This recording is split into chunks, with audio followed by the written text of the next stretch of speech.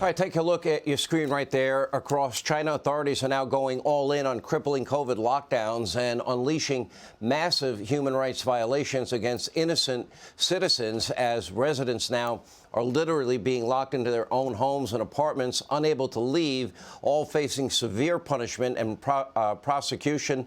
If they dare to question any of this. Sadly, it appears to only be getting worse. And as a new warning from the U.S. Embassy is suggesting, that lockdowns are about to intensify. But many brave Chinese citizens, they are standing up for their freedom. They are refusing to comply with the never-ending COVID lockdown madness that is gripping China. But the Biden administration, they seem to have no reaction at all whatsoever. Why is that? Why don't they stand in solidarity with people that believe in freedom? Take a look. What is the president's reaction when he hears protesters in China chant freedom or Xi Jinping step down? The president's not going to speak for protesters around the world. They're speaking for themselves. And so there's no reaction? These protesters are speaking for themselves. What we are doing is making it clear that we support the right of peaceful protest. Does the White House support their effort to sort of regain personal freedoms in light of these lockdowns? The White House supports the right of peaceful protest. Maybe, just maybe, China has the Biden family compromised. You know, the $1.5 billion deal with the Bank of China, the $5 million no interest rate forgivable loan. I wish I got that deal. Or the $100,000 shopping spree for Hunter and his family. I don't know. Deutsche Bank, Goldman Sachs, J.P. Morgan. No, I'll go with Hunter Biden, the crack guy. Here with reaction, former White House Chief of Staff Reince Priebus, along with author of The Coming Collapse of China, a senior fellow at the Gatestone Institute. Gordon Chang is back with us. Reince, let's get your take first on this. Why not even a word of solidarity? To me, everything goes back, everything is suspect as it relates to China, Russia, Kazakhstan, Ukraine, and other countries where the Bidens made money. Now, why wouldn't they stand in solidarity for the people of China to freely express their view and stand up against what is obvious tyranny and a crackdown against innocent people? I'm with you, Sean.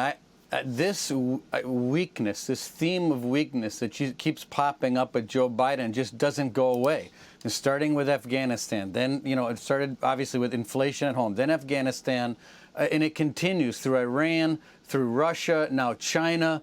And honestly, it's even baffling to me because, I do events all over the country, a lot of times with Democrats, and I find that one of the only things that we can agree on is China and Taiwan. And the fact that he once again sides with this side of weakness, which, when Ronald Reagan coined the phrase peace through strength, the other side of that sentence is that weakness invites aggression. And these people have been locked down in some cases since August 8th.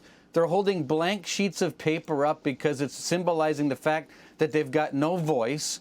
We've got a president in the White House who, at one time, when it came to protesting our police officers, said that the protests that took place in the United States that were burning down buildings and police precincts were, in his words, were right and necessary. And when it comes to China, he says nothing. What he should say is that we condemn the CCP, we stand up for these protesters who are standing up for freedom. This China, and Stephen knows as good as anybody that China isn't just looking to win a battle with the Western world. They're wanting the Western world to melt down and completely go away in a practical overthrow of the West. And so the fact that we've got a president who won't at least stand up and be strong at a time when it makes total and complete sense, even through probably most people in his own party, is completely baffling. Gordon, the last time I can think of anything similar was Tiananmen Square, and I think most people remember that iconic image of this guy standing in front of a tank, and the tank would move, and he'd move in front of the tank, and the tank would move again to get around, and he'd move back in the other direction. So this is very unusual for China, but they're also calling for President Xi to step down. That's not something I expected to see. Now, it's fascinating to me because for 2 years I've been warning about this new axis of evil, which is a relationship with Russia and China and Iran. And all three of these countries now are experiencing unrest at the same time. Now, is it possible? I don't think you win revolutions with slingshots, but is it possible President Xi has to worry about his regime? I think he certainly does, because the protesters on the Chinese streets over the weekend were not only saying that Xi Jinping must step down, they were saying that the Communist Party has to leave China because the Chinese people want to govern themselves. And that is revolutionary. And right now, the Communist Party is rounding up people because China has maybe 620 million surveillance cameras. It has artificial intelligence, facial recognition, which, by the way, they got from Microsoft and others. And they can identify all of these people. You know, it is the #1 job of an American president to clearly and proudly defend and promote freedom and democracy. And we didn't hear that from John Kirby. We didn't hear it from President Biden's statement. Shame on us, because these are our values. And when we don't promote our values, the Chinese notice. You know, the thing that I would like to see, just a vote of solidarity, just a vote of support. But, you know, Reince, it always comes down to one thing with me and the Bidens. Why would China give a $1.5 billion deal to Hunter Biden and his associates with zero experience rather than Deutsche Bank, Goldman Sachs, you pick whatever big financial institution you want? Why would they do that unless, of course, they have the Biden family compromised, which you have to look at in any one of these deals, don't you? Well, you have to, and I think that Congressman Comer is going to do that.